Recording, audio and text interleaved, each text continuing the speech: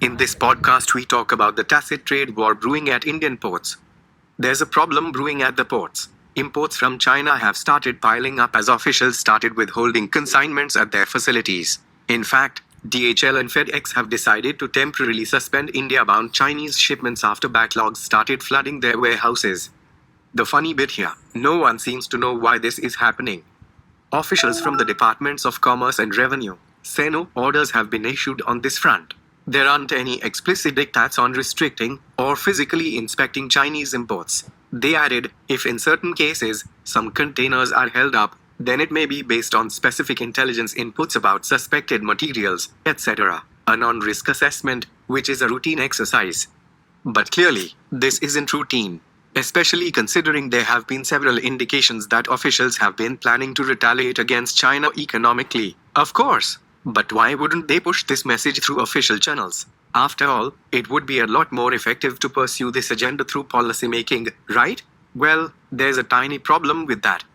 Taking an official stance is risky. It could attract the wrath of the World Trade Organization and trade unions, or cause China to retaliate. It's easier to discourage importers by simply delaying approvals. If you don't clear consignments, there's more incentive for manufacturers in India to source products locally or seek alternatives elsewhere.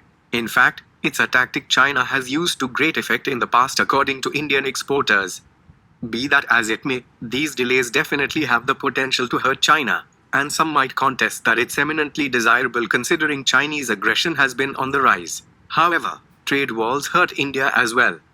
As the Minister for Micro, Small and Medium Enterprises Nitin Gadkari only recently stated, stopping Chinese imports could result in huge losses for Indian businesses that placed orders before the border clashes even happened.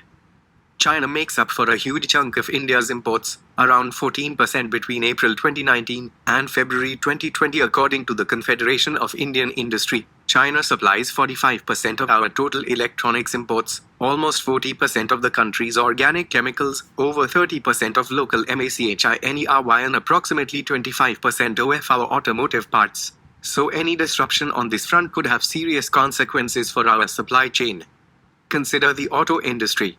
Industry bodies SIM and AXMA claim that delaying automobile consignments could lead to disruption in vehicle manufacturing across the country. ACMA President Deepak Jain said, "The automotive value chain is a highly complex, integrated and interdependent one. Non-availability of even a single component can, in fact, lead to stoppage of the vehicle manufacturing lines. And don't even get us started on the pharmaceutical industry. India imports most of our raw materials, active pharmaceutical ingredients, from China, and this includes crucial medical equipment such as pulse oximeters and infrared thermometers equipment that hospitals need to fight the COVID-19 pandemic.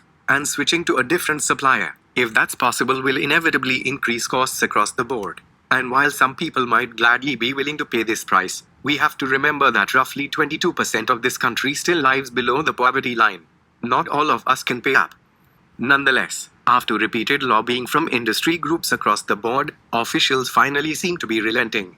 3 days ago, Indian Customs started the process of clearing Chinese shipments that were stuck at ports for the last 10 days. A government official even added that the consignments were being cleared without complete physical checking, meaning they want to expedite this process as quickly as possible.